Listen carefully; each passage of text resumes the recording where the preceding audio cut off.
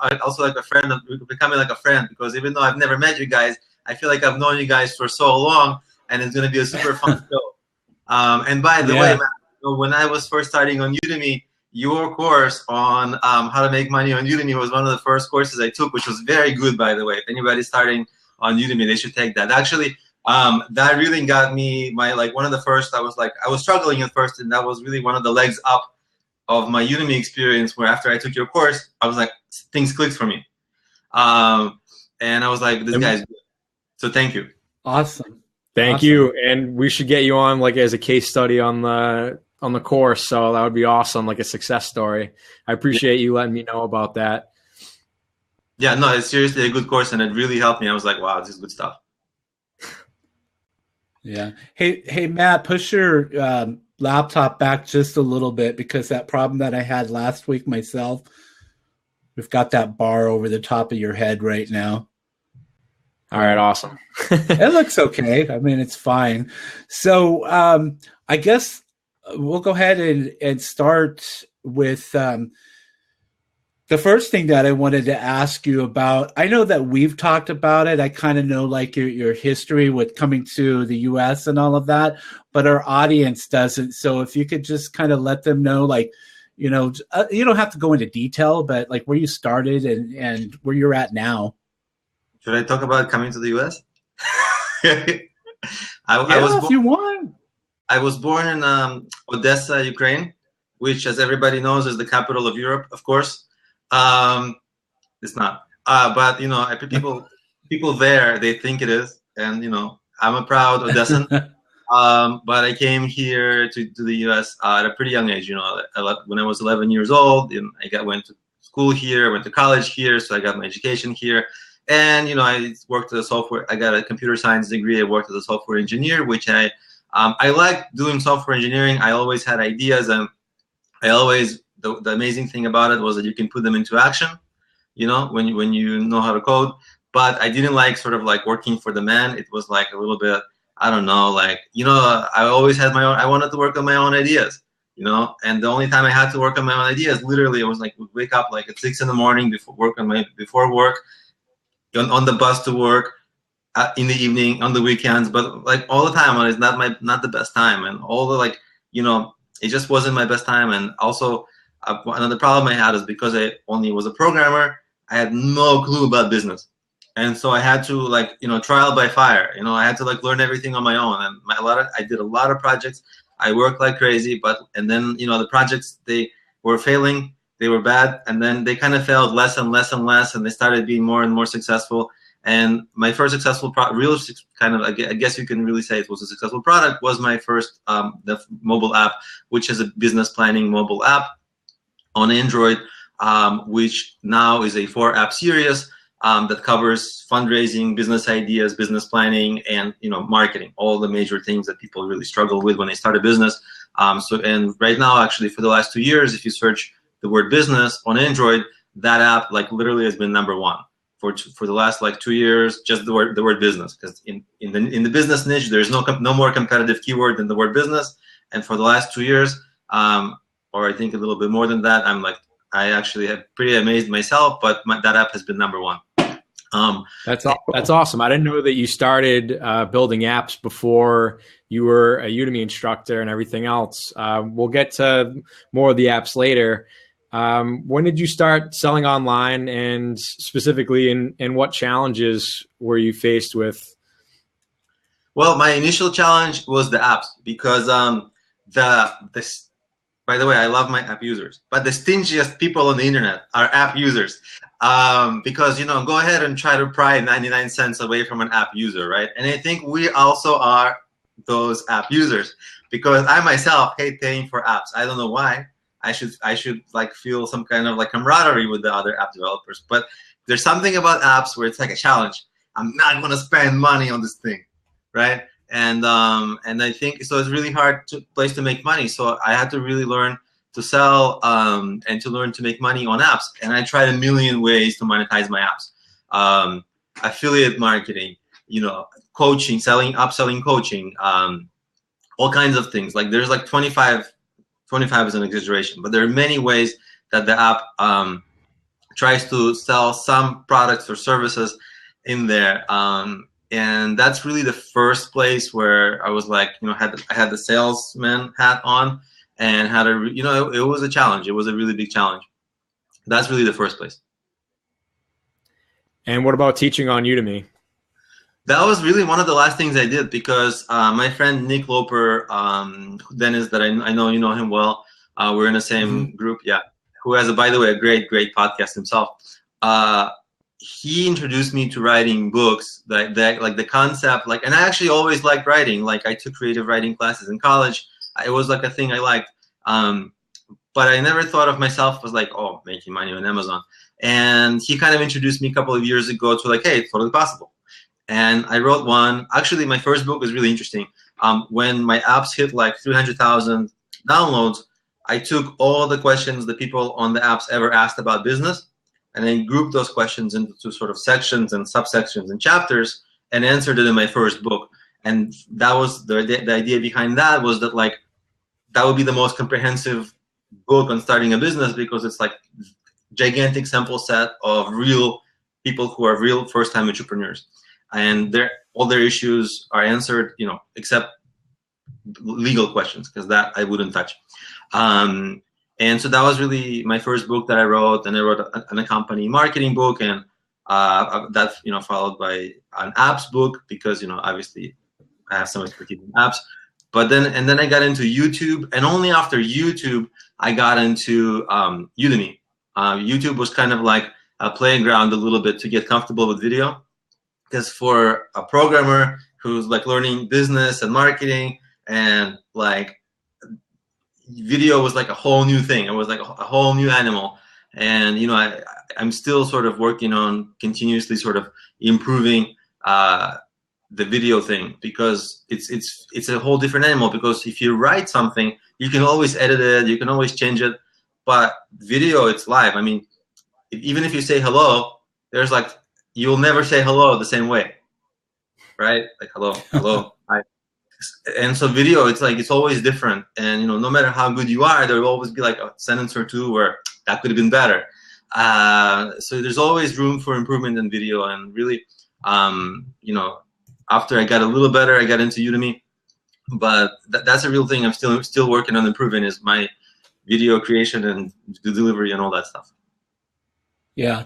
So we'll talk about Udemy a little bit more in a while, but I want to stay focused on ebooks for a little while, because I write ebooks myself, and I know that you've got, that you have several of them out there, and I've seen the cover designs that you're changing, which I think is great. But I want to share with those who are listening to us today kind of like the process that you go through in writing ebooks, and also talk about some insights on how people can write books if they think that maybe they're not a good writer, or if they're too busy to write. So let's talk about that some. Right. So for me, the way I write books is maybe different from how most people would write books, but the way I work, because all of us, we're one-person businesses, and time is sort of our like most valuable resource. And I think what I've become good at, maybe it's even subconsciously over time, is taking out the inefficiencies in my own processes. And so when I sit down and write a book, I like decide, hey, this has a chance to sell. Very few ideas for books that I have. When I go to do some research, I think, oh, this actually has a chance to sell. So there's, first of all, like there's, I kind of get rid of a lot of ideas I have. I don't pursue them. But the few that I pursue, I basically, I do what I call sprints. So like a few months ago, I had a sprint of like 40 days where I wrote like 12 or something books. And it might seem like what, but like, but basically all day, just writing, no distraction, no Facebook, well, minimal Facebook, but really just super focused on only one thing. And you just like, tea, coffee, make sure you sleep well, all that stuff, and just work like crazy. And then you wake up from the 40 days and it's like, oh, the books are done. and then you have a lot of content and you have a lot of books. And by the way, I thought actually it's going to take me 2 months, and it only took like 41 days, but to write all the books that I planned. But I think it's just an issue of focus and taking out all the things that distractions. Really, like no phone when I'm working. Like I don't know if only open Facebook sometimes. Like very little social media. Like I don't tweet anymore. People who get my tweets, those are automated. That kind of stuff. Just so all this. So I just really take like 1 or 2 or 3 most important tasks, and I just focus on them. But I take out everything else, and I feel like I'm ADD, so I especially have to do that. I think everybody these days feels like they're ADD, but I think for me that's sort of the cure for mine. And so then at the end of the sprint, I sort of come out with a lot of books. For other people who maybe are not good writers or don't like to write, or maybe even this advice I should take myself, because maybe I could have saved myself the 40 days, but you can talk into a recorder and just record your ideas. You don't have to write a single word. Like celebrities, when they have a book, do you think they wrote? No. They basically had somebody record them, like Gary Vaynerchuk. He doesn't write, he just records. And somebody goes and somebody edits it, somebody transcribes it, right? You outsource somebody to transcribe it. It's reasonable and cheap. Then you outsource somebody else to edit it, make it into a book. And then obviously all of us need nice book covers. As you always point out that mine suck, Dennis. I appreciate that because it gets me off my butt and actually getting nicer covers. That's something that but it's good, Well, that it sells, the cover. I mean, that's like people say that don't judge a book by its cover. Well, that might be true with people, but not books. Right.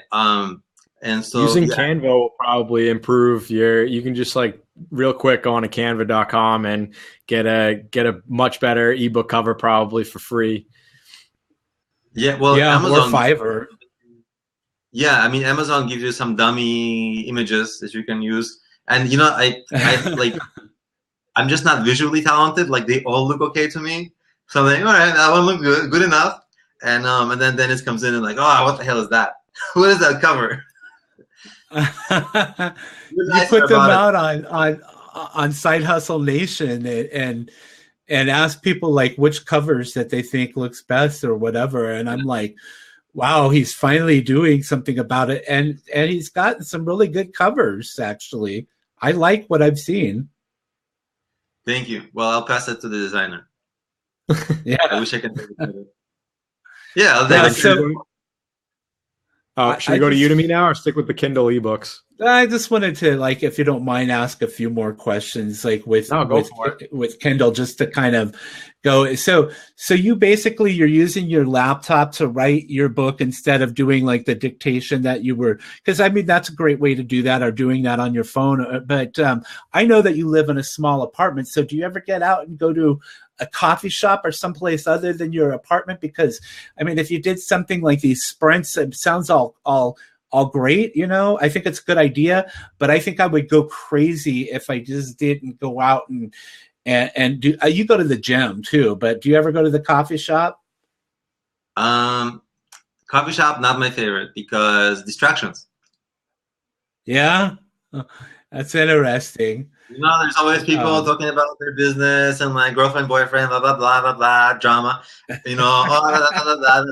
work sucks, blah, blah, blah. Somebody else talking in the other ear. And you know what? It's interesting to look over here. It's interesting. You can't help but listen, but that means you're not working. Yeah. Yeah.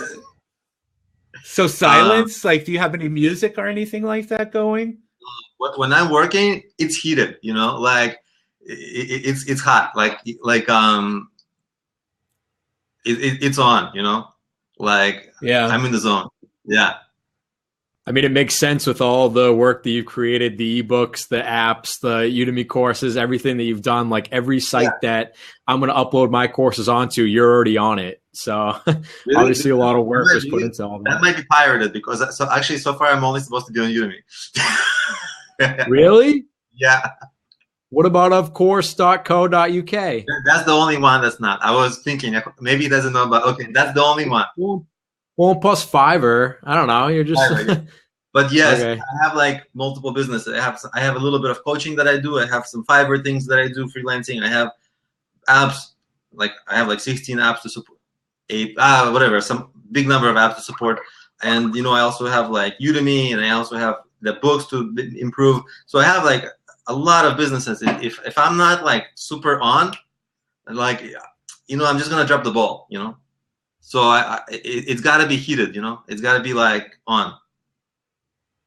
Yeah, but I can understand like why that's important, because like myself, if I get a lot of distractions, then I procrastinate, and Matt knows that because I talk to him about that stuff. That's what I struggle with. So distractions are harmful to success. But you hustle too. You got a lot of stuff going on too.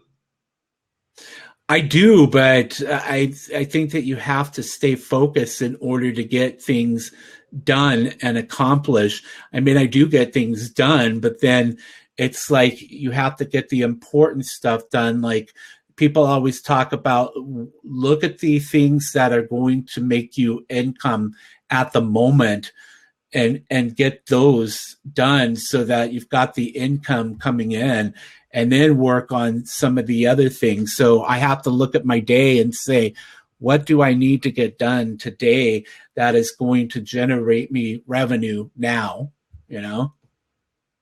Yeah. And speaking of getting things done, Alex, you have 72 courses on Udemy. Can we talk about what kind of Udemy courses you create, and then get into how you create them? Yeah, I will tell you a funny story that maybe like a year and a half ago, I was on John Colley, our friend John Colley. I was on his podcast. I think JBD Colley. What is that? E-learning. Just to give him a little plug. What is the name of this podcast? Something about e-learning. Anyway, everybody go look for his podcast. Online learning. Yeah. Yes, the online learning podcast, right? And so I was a guest on the show. He said, Alex, you have 20 courses, right? That was like a year and a half ago. How did you come up with that many courses? And I said, I have no idea. And I can't believe it's that many. And you know what? I'm not going to make any more because there's just like no more courses to make. All I'm going to do is focus on quality of my existing courses. And I really meant that. I really meant it. And then now here I am. I have 72 courses, actually 73, because I published one today. And the funny thing is, I was on a plane ride recently, and I was really bored, as sometimes happens on a plane ride. And I started like brainstorming. Maybe I'll make some more courses. I don't know. Guess how many course ideas I came up with? I came up with I don't know if you want to guess, but like literally 60 more course ideas. And I couldn't 60? believe it. Yeah, I couldn't believe it. But maybe because like I was really bored, and like your brain just doesn't want to be bored, It just wants to like think about something. And I was just like, all I had was my laptop and the open screen with like ideas. And I was like, oh, idea, oh, idea, oh, idea. And, and I don't know, I didn't expect it myself because I thought like I'm out of ideas. But I think it just goes to show that I think there's no, just imagination is the limit. And, over time, I've really developed a nose for like what course might resonate with students, what might do well. So I can do like sub-course ideas, or like not like a definitive course on something, but like a niche course, because it's impossible to have like 100 definitive courses, but like, niche ideas, but something people like crave to know, and something people will be curious enough to buy. I'm not always right. I'm sometimes really wrong. Sometimes I think something will work, it doesn't. Sometimes I think something won't work, it does. But as you get experience, you get a little better at understanding what's going to work out, like what kind of courses will do better. And of course, as you get experience, the course creation becomes easier. Because I kind of know generally how to structure the lectures, what to say in the lectures, stuff like that. It doesn't take me a long time to create those lectures. So basically, I just end up like being able to create courses that people like. And again, not everybody loves them, but most people do, create courses that people like. And It doesn't take me too long, and I keep having new ideas for courses and always interacting with students, which really gives me ideas for more courses because I know what they're struggling with. So that's really my sort of how I ended up with 70 and how I'll then have like 100 at some point. You just keep building off of getting to know your students and getting to know their problems and what this additional course will solve.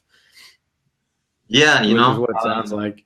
Or sometimes it's something I'm working on, and I'm like, wow, that was like I had a friend, and he was growing a business. He's selling boats, completely random business. He sells boats, you know, pretty lucrative business. But he was like, how do I sell on YouTube? And I started explaining to him, this is in person. This is not a student of mine. This is like a friend. And I started explaining to him how to sell on YouTube. And I realized like he was really confused from my explanation. So I was like, you know, why don't I just make a course like how to sell on YouTube and send him all the videos so I can show how to do it. Guess what? He didn't even watch it, you know, like he got busy and he like, by the time I made the course, he already had another idea for how to sell his boats. But I ended up with having a course. So sometimes if you just think in terms of courses, you go through life and you like, oh, this might be a good course idea. This is something I want to know. This is something I'm working on. So maybe it's interesting for people too. So sometimes you just like in life, you go through life and like course ideas open up, you know. Dennis, I think you're muted. Still muted. I muted it just because like I didn't want to like the microphone pick up anything. But I was going to ask, with that many courses, how do you manage that many courses when students have questions? How do you keep the students engaged in all of your courses? Do you focus just maybe on a few specific courses, or do you make sure that students in all of the courses are getting the engagement that that they might need to make the course enjoyable for them? Yeah, engagement is an absolute not engagement. Management is an absolute nightmare. If I have to make one little tiny change, I have to make it 73 times. It's crazy. Yeah. So sometimes it makes me think twice on what changes to make and really think through things before I really make those changes. That's one thing. The other thing is I do have a few courses that are like really winning courses, you know, and of course I focus mostly on that. Like if I do course contests, it will be only on that. If I do, you know, extra special things, it will be only on that. But at the same time, my educational announcements, I keep them relatively generic so that they can apply to all the courses, you know, and then like maybe I got a productivity tip or something. I just send it to all my courses, and you know, in one message, so it's not too terrible. Yeah. And throughout this whole podcast, we've been talking about how you've just, through experience, you've been able to make these systems and basically streamline everything. So what would be the process for you to launch your course and market them? And how can the listeners take this advice and do the same thing? I mean, I think now I have a little bit of an advantage because I have like 50,000 plus students. And so I actually don't need to market the course at all because I say, hey, I got a course. Here you go, 50,000 students. And you know, it generates enough sales. And then, of course, as you know, Udemy has this quirk where, like, you know, if you make some sales, they kind of match your sales, right? You know that whole thing? Yeah. And basically, that's really the extent of my marketing. I put the course on a few discount websites. To be honest, a year ago, like maybe like not this last summer, but this previous summer, I was able to make like $50 a day just posting on Black Hat Forum paid course. You know, I would post like a $9 coupon. People would buy it. A few people would buy it. I'll be happy. They'll be happy. Now it's like impossible to sell anything there. And those sites got so diluted. It's crazy. I think that might have been my fault from the course. Have you been posting your free courses there? No, just from like the course that I teach, that because I talk about giving you either. So it was good at time. It was good advice at the time. Yeah, it was in your course. I remember. Yeah, you cover a lot of the discount websites that are covered in your course. I remember what they are because um, they used to work so much better, but because now people are just, I don't know if there's just a glut of courses or what it is, but like it's almost impossible. Like sometimes I post like $1 coupons in there, but there's like no way I'm gonna sell a $9 coupon on those sites these days. I don't even expect that. No way, No. right? But that's kind of too bad because last year that was not a bad place to sell. So I think now I'm trying to look for other ways. I'm trying to do some SEO for my own website from which I can funnel people. Of course, I have a YouTube channel which is relatively large. Like I have about 1 million views, so I funnel some people to my courses and books. I have my apps from which I funnel people to my courses and books. Of course, the app people they suck at buying, which is a challenge for me. And actually, recently I partnered with a guy with whom I made my Android development course. We made an Android app for Udemy discounts. Like you have your course, Dennis, like Udemy discount website. So we kind of made an app. So far, the app is a little slow. It's only got like 100 something downloads, but hopefully it picks up. So I have some unique ways to. So I have a little bit of some unique ways to promote my courses that some people starting out might not. I mean, of course, people starting out, I think the main winning strategy, if they don't have an existing audience, would be to create a cluster of courses, give away a lot of seats for free in those courses, and to the free people, they can then promote their paid courses. I think that's the best strategy for people starting out who don't yet have their own audience. Would you guys agree? Yeah, and how many students do you think each of these new instructors should get into their courses? Like whatever my answer is, I'm gonna say I hate the idea of having to give away free courses, but the way Udemy environment is today, sadly for me, because I don't like this, you have to give an infinite amount of free coupons. Like the more the better, right? Because you give away free coupons, of course. If you give it to 100 people, okay, those are the people who might buy your paid courses. But if you give it away to 1,000 people, of course, it increases the chances tenfold that you'll generate sales. And if you give it away to 20,000 people, it's even better, right? I think you should be careful to distinguish like some of your top courses. Don't give those away. Give away your basic courses, but do make sure that the basic courses are good, because if the people take your basic courses and they're not good courses, they're going to lose the trust in you and they're not going to buy your premium courses because they think like, oh, your premium course must suck also, right? So make sure that your basic course that you're giving away is good, and then just make sure that the premium course is even better. And if you do that, I think that's a pretty winning strategy. So even to this day, you're giving away a lot of your courses for free, the basic ones. Yeah, and when I give away my basic courses, I have one course that's like my worst course. I made it very early, and it was like how to become a musician or whatever, like music business, and basically me interviewing somebody who's like a successful up and coming musician. But his answers weren't good, so the course just sucks, and I can't fix them because I don't know, So the course sucks, and it doesn't make any money at all. Like it hasn't made a sale in like a year probably. And I give it away for free. Like I gave like 600 copies away for free, or maybe 700, just in the last month to do an experiment. And then I tried to sell from it because that course sucks, and then I made 0 sales.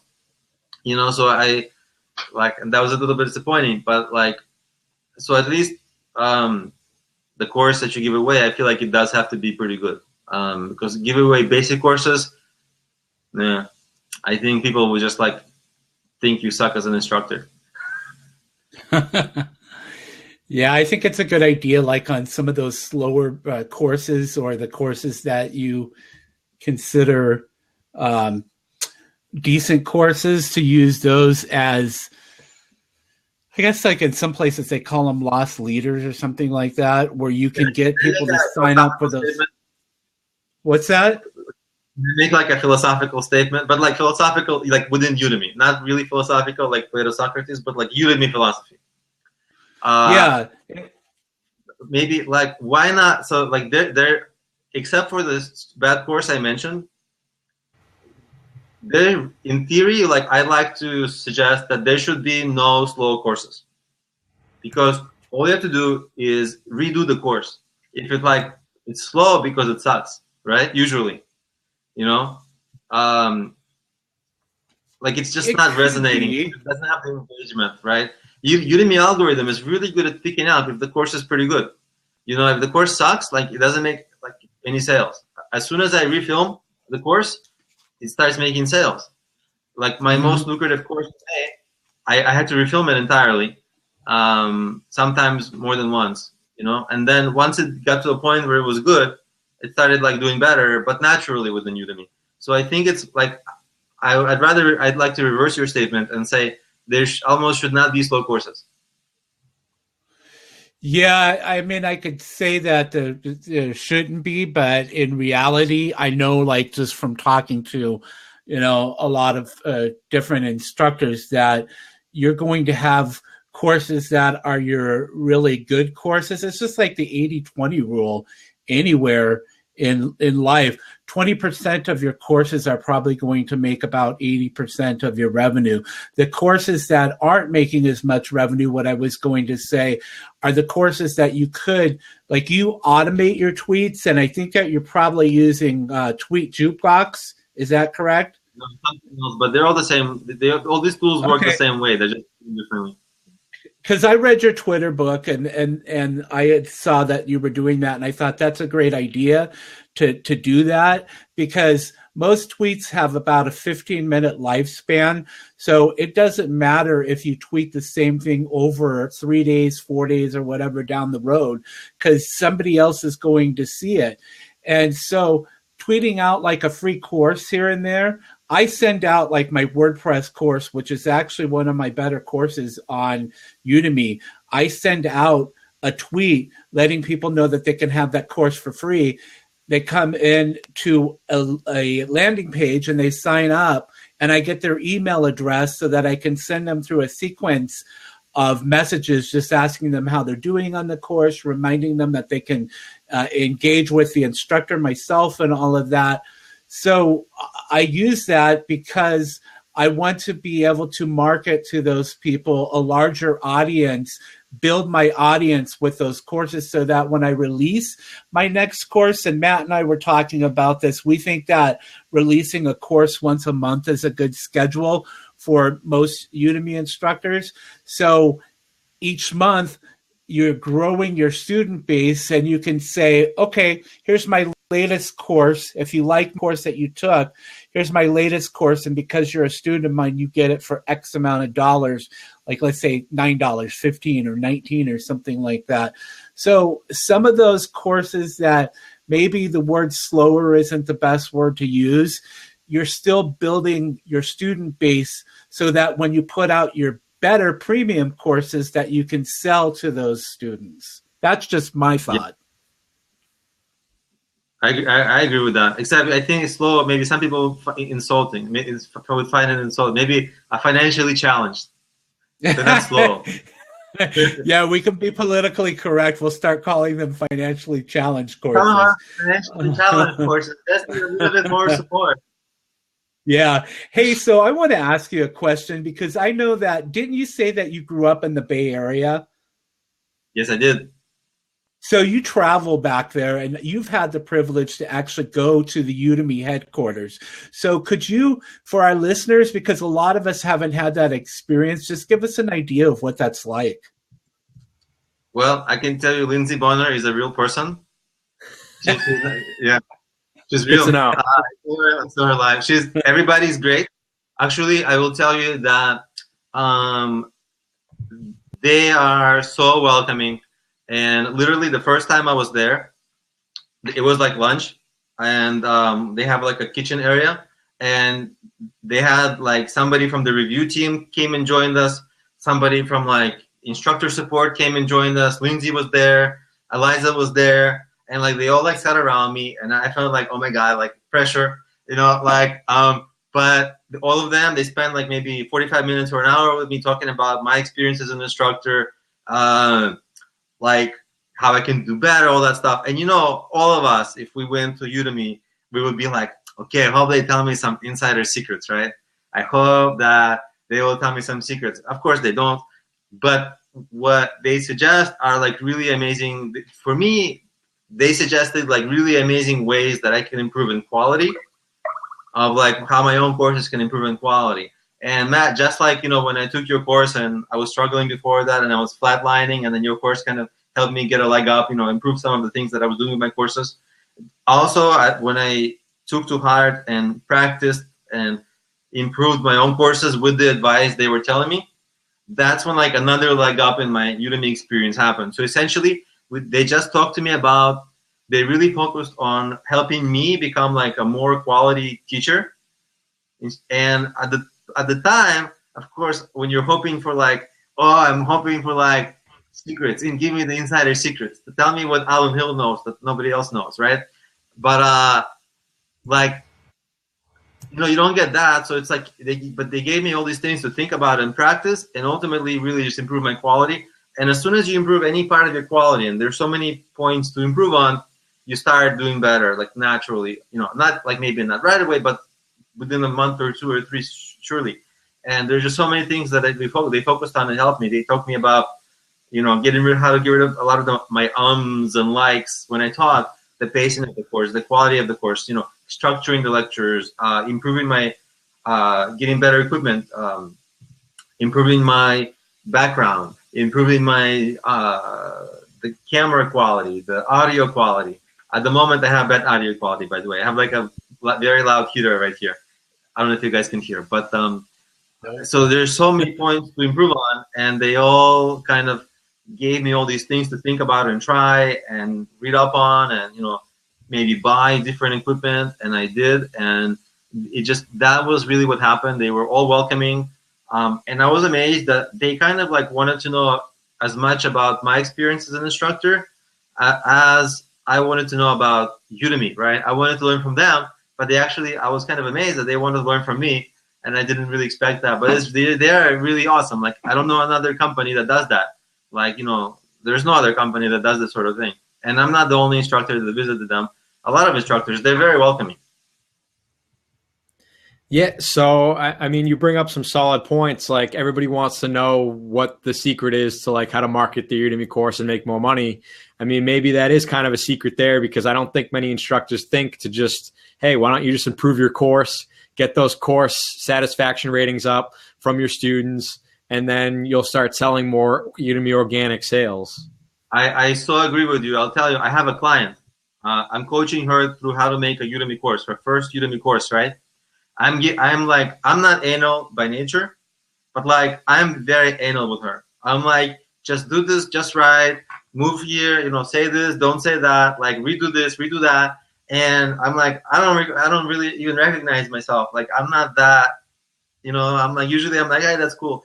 But, and she's telling me like, wow, there's a lot, but literally yesterday I told her, right now, we're working in your marketing, like, right, improving all the course quality issues. I'm like, we are working right now precisely on your marketing, because like your course quality, that's going to be what's going to get people engaged. That's going to be what's going to get people to get through the lectures, to get your course time watched up, completion percentage of lectures. And with that, Udemy algorithm is going to promote you more. So we're already working on your marketing so that when your course is live, you don't have an audience, but you're not going to have to do that much.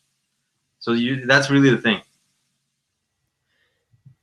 And Dennis, did you have any more questions about Udemy, or Alex, did you have any more to add? Because then the next section of this podcast, we're going to be talking about other profitable platforms that you're on. I do. I actually want to brainstorm right now. One of the things that I'm thinking about for 2016 is that, what is it? Of course.uk, right? That course platform.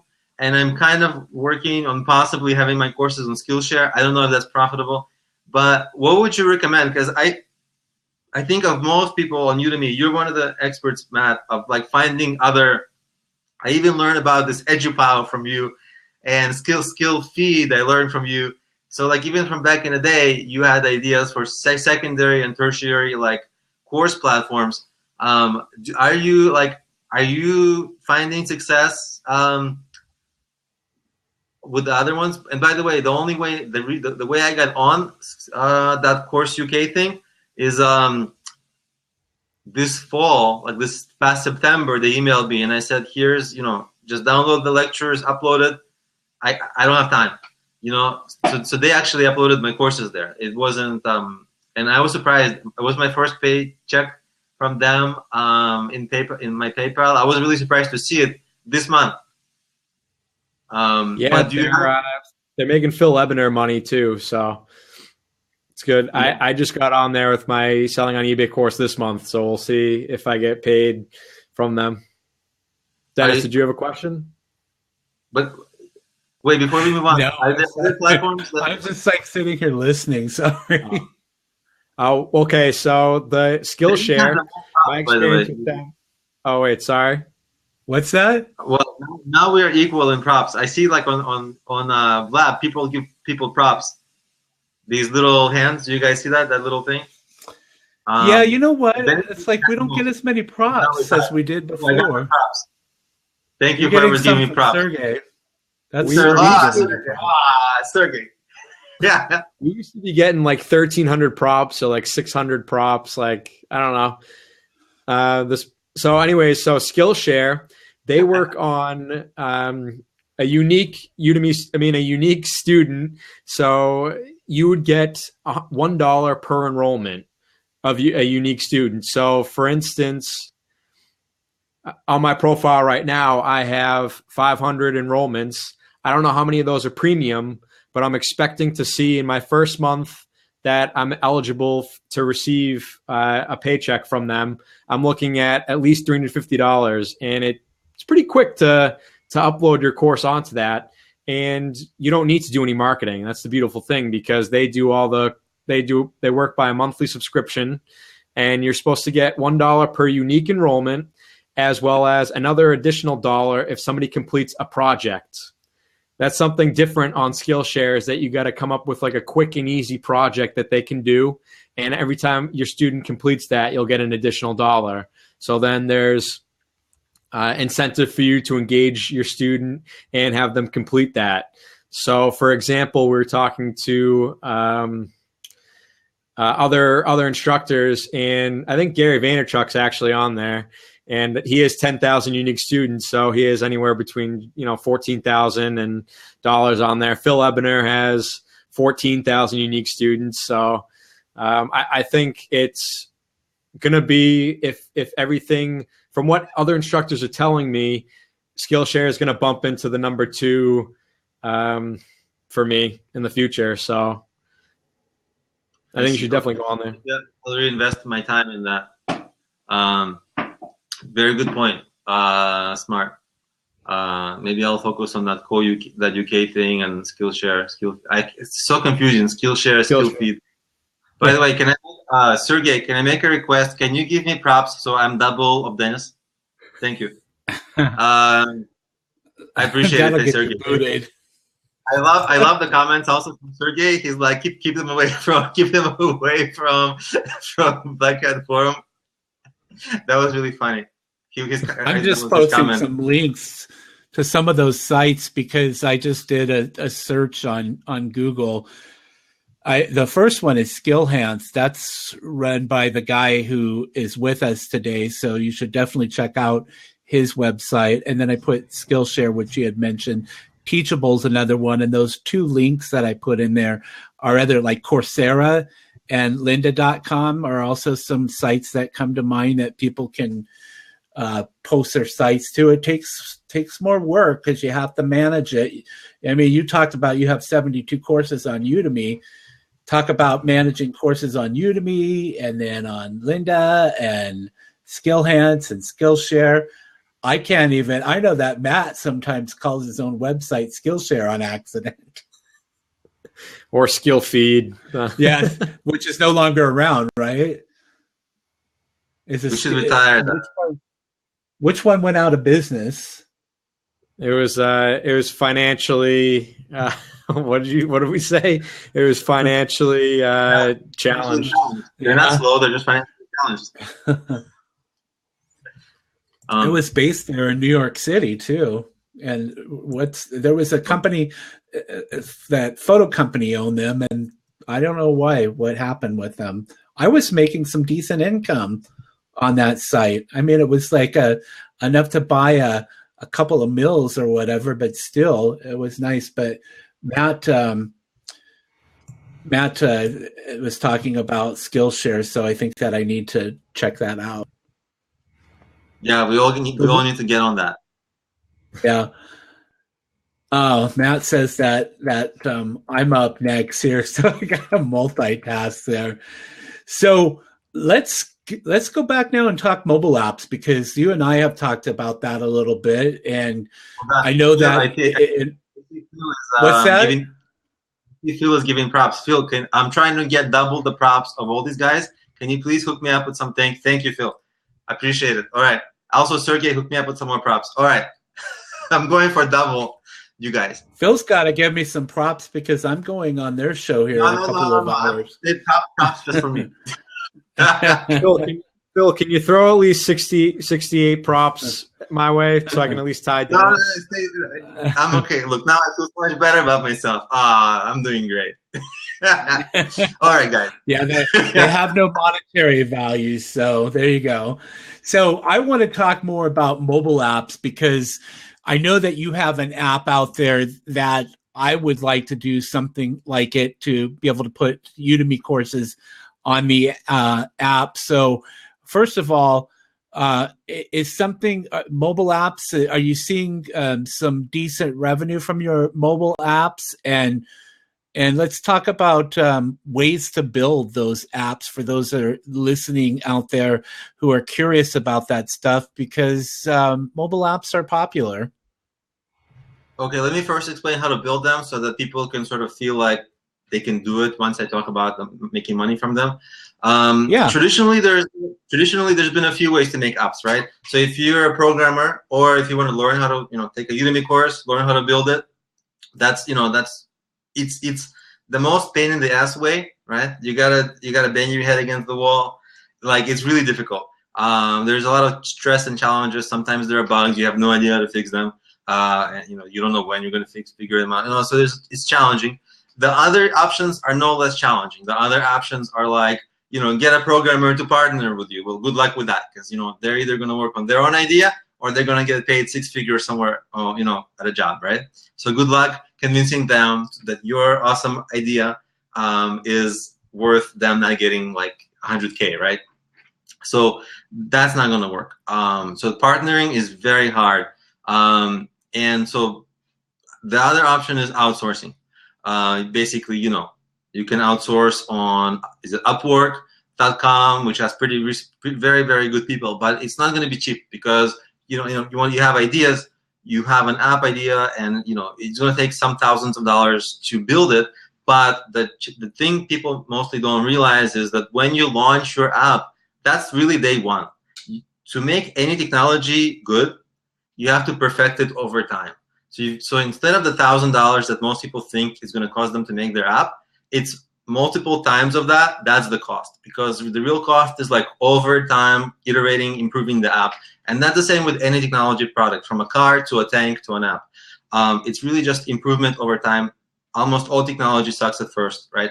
But a lot of people run out of resources. They run out of money before they build their app. So I have like a fourth way.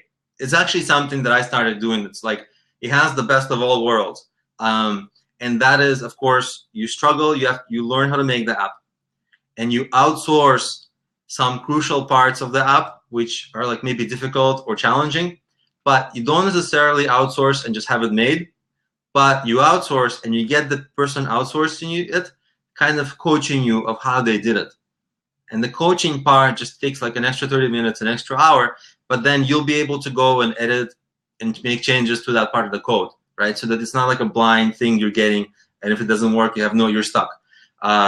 So that kind of hybrid of learning how to do it on your own and getting coaching and getting outsourcing, it's the cheapest sort of way, and it has the combination of not expensive but quality, and it doesn't take you too long to build this app. So it has the best of both worlds, of I guess of all three worlds. And then once you have the app, then we can talk about, and this is something anyone can do. So once anyone can build the app, then it becomes actually the challenging part is really marketing the app, and an even more challenging part of the app business is making money from apps. And really the hardest part about the apps is making money from them, because as we alluded to earlier, go ahead and try to pry 99 cents away from the hands of an app user. It's very difficult. So did you guys want to know about like how to make money from them, or what's a lucrative app area to get into? Or yeah, I mean, I'd like to learn. Oh, I don't know why there's so much feedback now. What the heck? What the heck is going on with that? Wait, mute Alex. Alex, mute yourself for a second. Okay, so maybe grab headphones or something, or mute your mic when you're not talking. I don't know, because there's no more feedback anymore. But I think we all want to know about how to make money with apps, and then maybe it's one of the same of what lucrative topics or areas would be. How's the audio now, guys? Is it a little better? Yeah. Okay. My area, business, it's been a challenge to make apps. It's been years that my apps have been live, right? So I've had so many different experiments that I made inside these apps. I tried, like I said earlier, I tried affiliate, I tried to sell my coaching, I tried to sell my books, my products, like 1 million in-app subscriptions, in-app purchases, all kinds of things. Together, it makes reasonable money. But really, what amazing thing about apps is, if let's say I met you on the street or whatever, and I told you, hey, I've got this business, I've got these online courses, which you guys know, that stuff is good. But most people, that's not mainstream. And, if people who are under 30, if you tell them, oh, I wrote a book, they'll be like, who the hell cares, right? But if you wrote an app, they'll be like, oh my God, you made an app? Show me, tell me, I want to download, I want to see. And that's the kind of response I get. And I'm like, okay, that just gets attention, right? So the most lucrative thing that the apps have really given me is like a platform, a brand. People like sort of recognize me in that field. And actually today I was in my gym and somebody came up to me and they're like, hey, I was like, somebody I know knows you, and random. And it doesn't happen that rarely. Like another person in the gym recognized me like a month ago. And, so it kind of gave me an ability to get a lot of publicity. So if ever I want to get publicity, I lead with the apps. Like, even though like the courses are more lucrative, I lead for publicity, I lead with apps, and it gets me like every place I want to be, except the big ones like TechCrunch or, except for the huge things. Every time I want to get on a podcast, every time, it just differentiates me so much. And that's really, got me it's opened so many doors for me that way, that I think it's like almost indirectly more lucrative that way, because it's still like the sexy business is apps. If you were to ask me, I would say like the cooler business is Udemy, but people don't see it that way. People still see like apps are so cool. And so indirectly, it's a tremendous benefit. I don't know if that really answers about, how to make money from apps, but really the landscape of apps is really challenging. Like millions and millions of apps out there, very hard to get downloads, even harder to make money. But for some reason, it's got this like pizzazz about it. Like, it's got this hype that, if you're smart, you're going to take full advantage of the hype. Like, yeah, apps, but I'm not personally too excited about them. I think it is the future. Like, it is the future. I'm still investing in development of them. I'm still investing in my branding, my personal branding related to the apps, right? That gives me the pedestal, the platform. But as far as the apps themselves, it's a very, compared to like YouTube, Fiverr, and other things outside of Udemy, it's about the same as them. Because also to keep in mind, like let's say on Fiverr, you want to open a Fiverr account on day one, you're in business. With apps, you have to invest a tremendous mind effort to have your app launch, and sometimes money, and sometimes other things, and time. You know, it might take you 3 months to be in business, right? That's a huge, investment of your own personal resources. Whereas, like, you want to be on Udemy, you want to be on Fiverr, you can just be there quickly. So the to-market strategy for apps is also very difficult, costly in more ways than just money. So it's a really big challenge. It's something to like really think twice about, if you're serious about starting a business. Most young people like it. They just plow into the app business because it's the sexiest, coolest business today. But, I think if you want to be savvy, I think, you want to really consider the entire landscape of it. And before we start to wrap up and accept questions, Alex, where can people find you out of all the business ventures that you're in? So I have a website, problemio.com.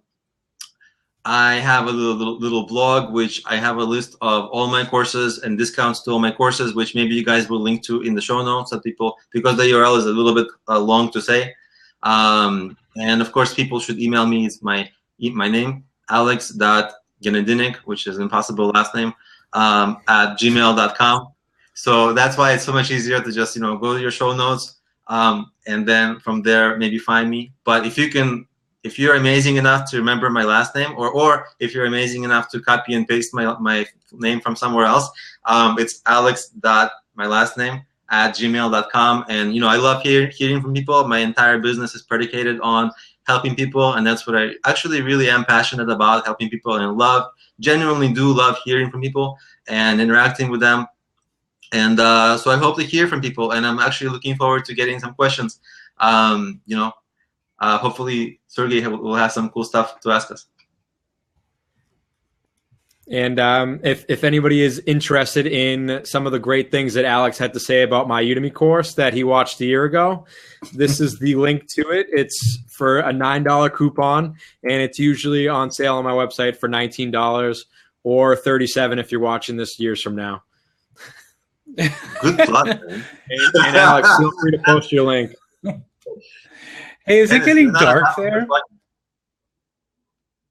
What?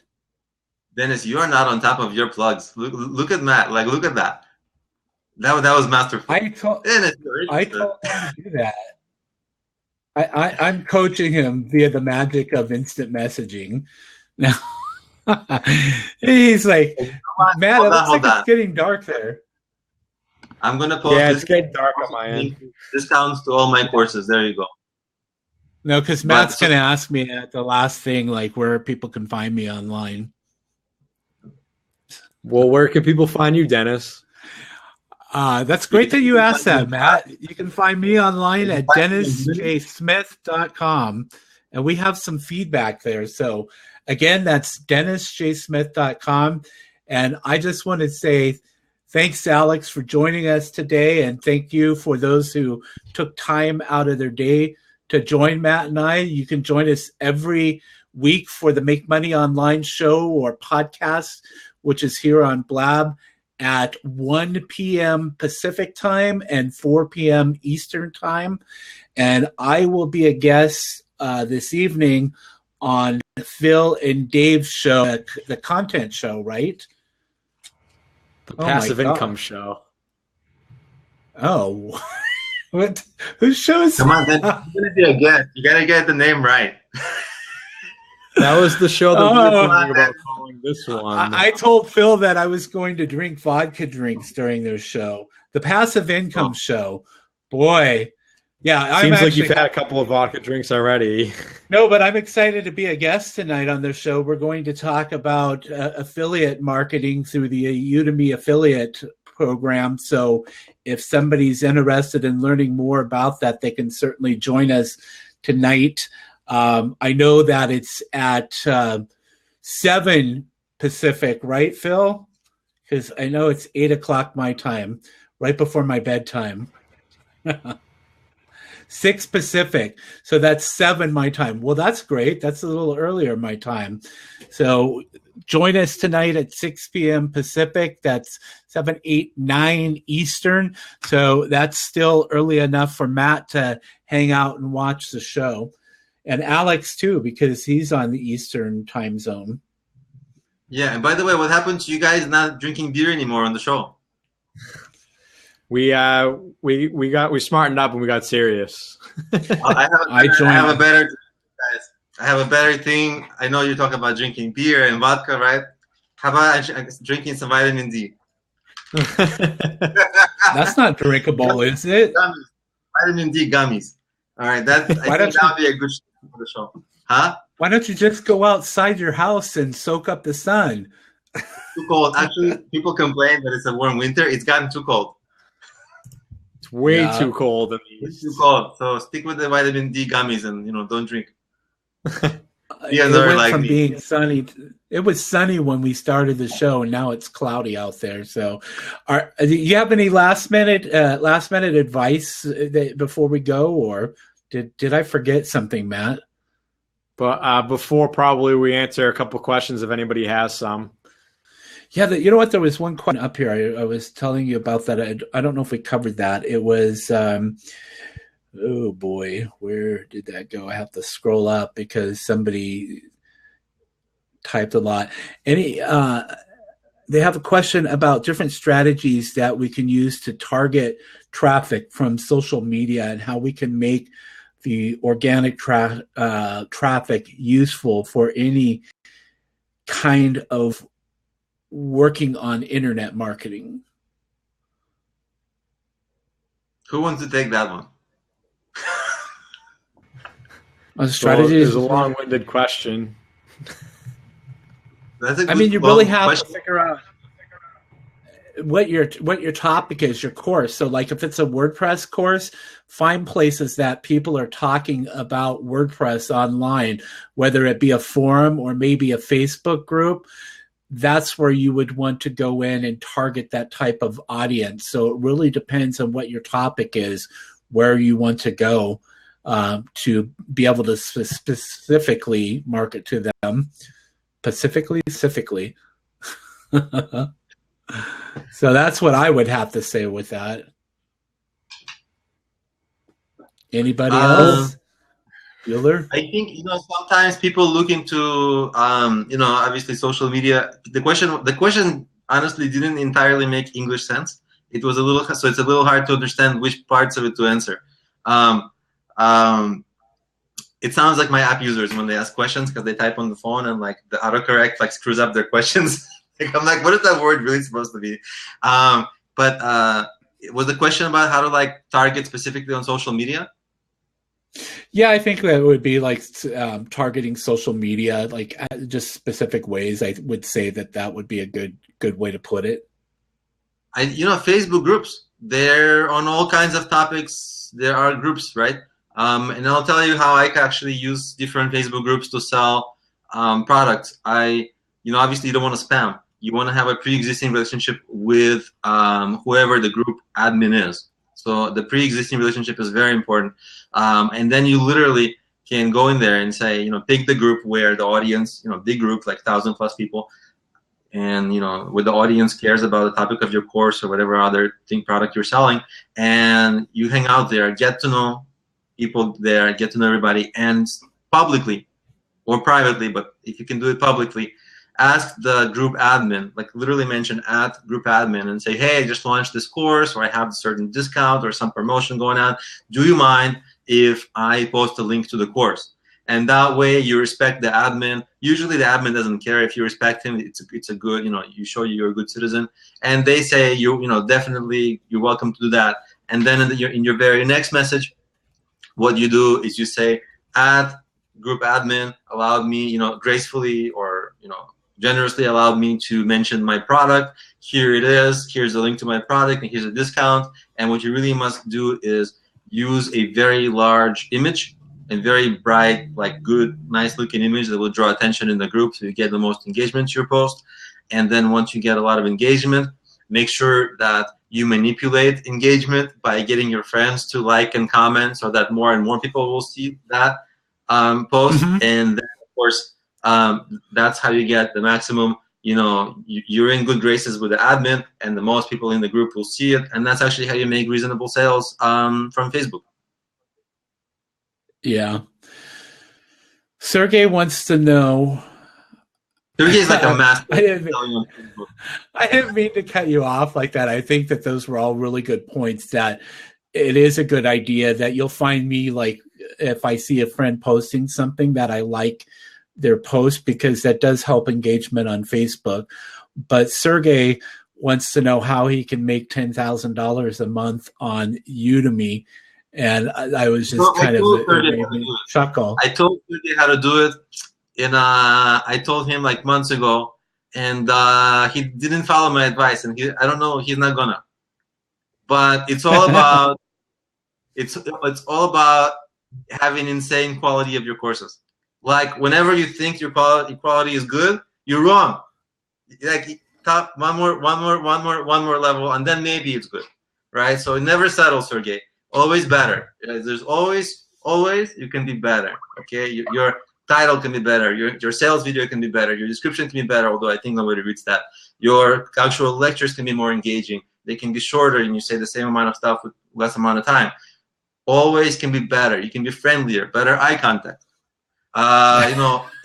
Everything. We talked about eye contact, right, Dennis? You can use a bedroom voice, right? If you have a female-centric course, you gotta use your Barry White voice.